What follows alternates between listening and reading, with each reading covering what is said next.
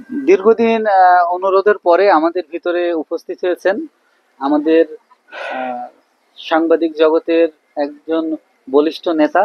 উনি প্রেস ক্লাবের সভাপতি, উনি দৈনিক ইনক্লাবের রিপোর্টার এবং ভাই হলো আসিফ ইকবাল কাজল। উনার সাথে আসলে পরিচয় করে দেওয়ার মতন অন্তত ঝিনেদাবাসীর সাথে কিছু নাই। তারপরও যে সমস্ত দর্শক আমাদের দেশের বাইরে থেকে দেখছেন এবং বিভিন্ন জেলা থেকে দেখছেন, ওনার পরিচয়টা আপনাদের জানা জরুরি, এই জন্য পরিচয় দিলাম। তো আসিফ ভাইকে আমি অনেকবার রিকোয়েস্ট করেছি আমাদের প্রজেক্টে আসার জন্য। আমরা মূলত নিরাপদ খাদ্য রপ্তানি প্রকল্প নামে একটা প্রকল্প হাতে নিয়েছি রাসেল গ্লোবাল লিমিটেড কোম্পানির পক্ষ থেকে।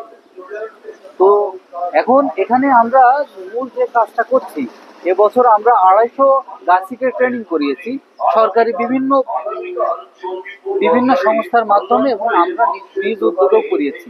তো এর মধ্য দিয়ে কিভাবে নিরাপদ গুড় উৎপাদন করতে হয় সেই বিষয়ে আমার লোকবল এবং আমার গাছিরা এটা ওনারা বেশ দক্ষ হয়ে উঠেছে। আর এবার আমাদের কন্টাক্টে আছে 30,000 গাছ। আমাদের গাছিরা কন্ট্রাক্ট ফার্মিং করে মূলত। এই জায়গায় যে প্রকল্পটা আমাদের আছে, এটা হলো গবেষণামূলক প্রজেক্ট। এখানে সাধারণত 30 জন গাছি আমাদের কন্ট্রাক্টে আছে এই জায়গায় রস দেওয়ার জন্য, যারা রসটা এখানে সাপ্লাই করে।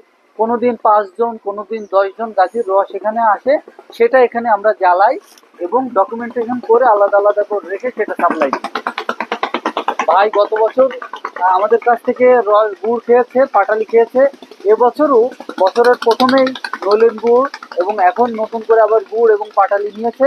তো ভাইয়ের একটু মতামত নিব, এবং ভাই আমাকে অত্যন্ত স্নেহ করে এবং ভাইরা দেখে আমরা অনুপ্রাণিত। তো ভাইয়ের কাছে আমরা একটু মতামত নিব, ভাইয়ের কেমন লাগছে, আমাদের উপরে আরো কোনো যদি ভাইয়ের পরামর্শ থাকে সেটাও আমরা মেনে চলবো, এবং আমাদের দর্শকের উদ্দেশ্য যদি ভাই কিছু বলে সেটা আমাদের জন্য একটা প্রাপ্তি। ধন্যবাদ রাসেল।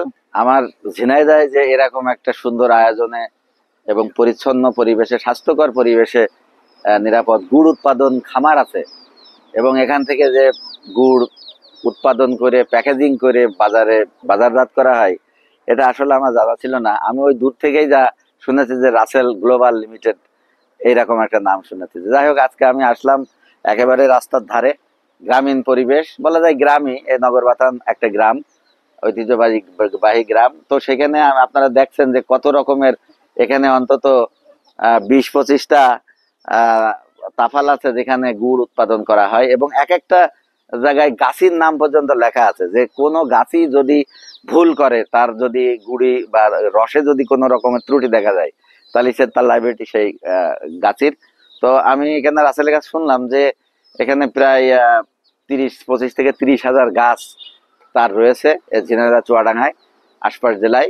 এবং এখানে প্রশিক্ষণপ্রাপ্ত গাছি আছে কতজন? 250 গাছি, 250 জন গাছি আছে, এবং এই গাছিদেরকে 20 থেকে 25,000 টাকা স্যালারি দেওয়া হচ্ছে শুধুমাত্র এই নিরাপদ গুড় উৎপাদনের জন্য।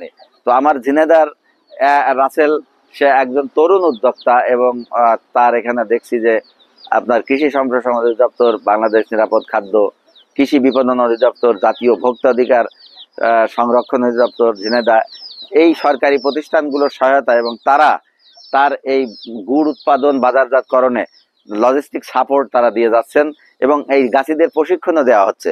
আপনারা দেখছেন যে একটা কত সুন্দর গ্রামীণ পরিবেশ, এখানে কত কিছু রয়েছে। আপনার ফার্ম রয়েছে, এখানে মুরগি পালন হয়, এখানে চালের বড়া, ডালির বড়া, এখানে ঢেকি ছাটা চাল, একটা ইলাহি কাণ্ড। আমার এই জেলায় যে এত সুন্দর একটা আয়োজন হয়েছে, আমি উদ্যোক্তা রাসেলকে অনুরোধ জানাবো আরো সুন্দর করে, আরো এমনি স্বাস্থ্যকর পরিবেশ দেখছি, তারপরেও তার এই জায়গাটি যাতে একটা নিরাপদ একটা গুড় উৎপাদনের স্থল হিসেবে পরিগণিত হয়, এবং এটা ঝিনাইদহের জন্য একটা ব্র্যান্ডিং পণ্য হয়, আমি সেই আহ্বান জানাচ্ছি। এবং যারা এখান থেকে গুড় নেন, আমি কিন্তু গত বছর গুড় নিয়েছি, এবারও নিয়েছি, এবং তার গুড় আসলে খুবই, আমি নলিন গুড় নিয়েছি, আমি পাটালি নিয়েছি, এখন আজকেও নিলাম 15-20 কেজি গুড়। তো যেহেতু সে মানে বিপণন কাজে তার এই ব্যবসা, আমার মনে হয় শুধু বিপণনই নাই, তার ব্যবসায়িক মন মানসিকতা, তার থেকে তার সেবা, এবং যাতে মানুষ এখান থেকে স্বাস্থ্যকর খাদ্য পেতে পারে সেই উদ্যোগ সে নিয়ে যাচ্ছে। আমি তার এই ব্যবসায় যাতে সে উত্তর বৃদ্ধি পায় সাফল্য লাভ করে, আমি সেই প্রত্যাশা করছি। এবং রাসেলের এই গুড় শুধু ঝিনাইদহ কেন, সারা বাংলাদেশ কেন, সারা বিশ্বে যাতে ছড়িয়ে যায়, আমি সেই আশাবাদ ব্যক্ত করছি।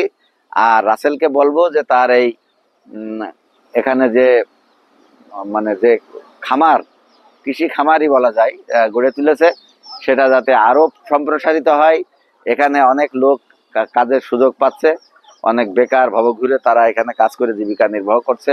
তো আমি তার পরামর্শ দেব, সে গভর্নমেন্ট যাতে তার সহায়তা করে।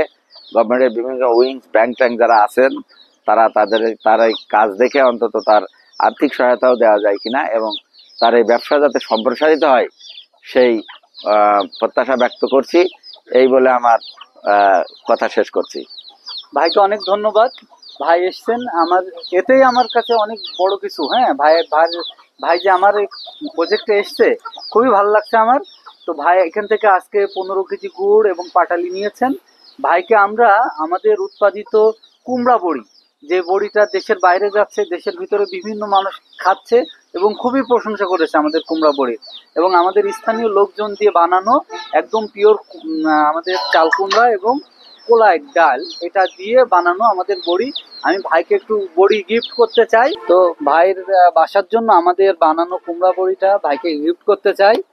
ভাই ভাবিকে বলবেন এই বড়িটা একটা রোদ দিয়ে রেখে দিলে অনেকদিন রাখা যাবে। হ্যাঁ, ধন্যবাদ রাসেলকে সুন্দর বড়ি উপহার দেওয়ার জন্য। এটা এটা হচ্ছে যে এখানে ঢেকিতে কুটে তারপরে এই বড়ি সে বানিয়েছে। এবং এখানে যারা বড়ি দিয়ে তারা সব তো মেয়েরাই দিয়েছে, না মেয়েরা দিয়েছে এবং স্থানীয় মেয়েরা সবাই। দেখা যাক এই বড়ি দিয়ে জিয়াল মাছ আর কদু দিয়ে বড়ি দিয়ে খাওয়ার পরে দেখি কেমন লাগে। তারপরে এই প্রতিক্রিয়া পরে তোমার এসে জানিয়ে যাবো যে আসলে তোমার বড়ি কেমন। ধন্যবাদ রাসেলকে, সুন্দর গিফট, এই অমূল্য গিফট। আসলে কুমড়ো বড়ি মেয়েদের কাছে খুবই প্রিয়, এবং ভোজন রসিক যারা আছেন বড়ি প্রিয়।